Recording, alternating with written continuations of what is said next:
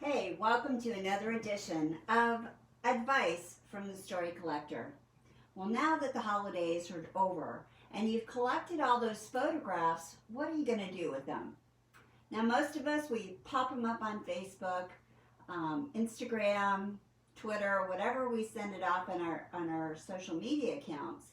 And some of us will collect those pictures in a cloud account and think that it's protected forever and will always be easily accessible. Just like in the 50s when we took those old videos of our family get-togethers, we thought we'd be able to watch those forever. And then our VHS videos, same thing. Technology advances and it will continue to advance. What you need is a way to make sure that those pictures are always available for all generations to view. And the best way to make sure that that happens is to actually print off your photographs. Well, that can be kind of a problem in and of itself, and how do you store it to make sure that that's still accessible and that people are going to be able to view it. Now, I'm going to show you a couple of things I want to make sure that you don't do. And the biggest one of those is, we used to have these albums, which were great for recording those family activities. We could write a few comments on it. But unfortunately, this type of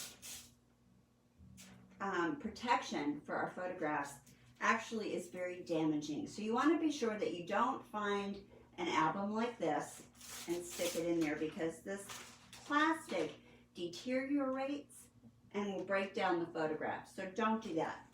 One do that you do want to make sure that you take care of, when you print those pictures off, make sure that you turn the photograph over, and in a archive type of pen, make sure that you write who is on that photograph and the year. If you can put where it happened, that's even better.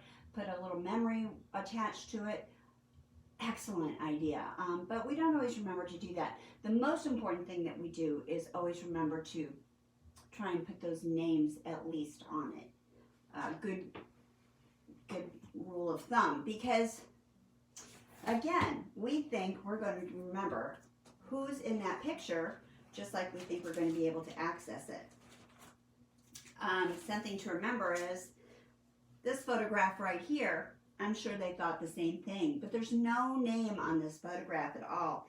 And we believe we have the right names, but we don't know for sure. And everybody who was alive in the lifetime of this person is now gone. So this picture, while we know it's a family member, we don't know how we relate to them at all. So here's some of the other things that I recommend to you. One idea, if you're going to do a cloud type situation, is a website like MyHeritage, Ancestry.com, or even my favorite, of course, FamilySearch.org, which is free. And you start your family tree and upload some of those pictures. There's some fun activities that we'll go over in another video. But it's a facial recognition activity so that you can find these pictures like this, do a facial recognition game, and see who they might be or who in the family looks like them. This is my favorite thing to do. Now, this was done on a software that went along with my computer. It was a little bit more pricey than I normally would do, but the graphics in it are bright, bold. I can put lots of pictures with it.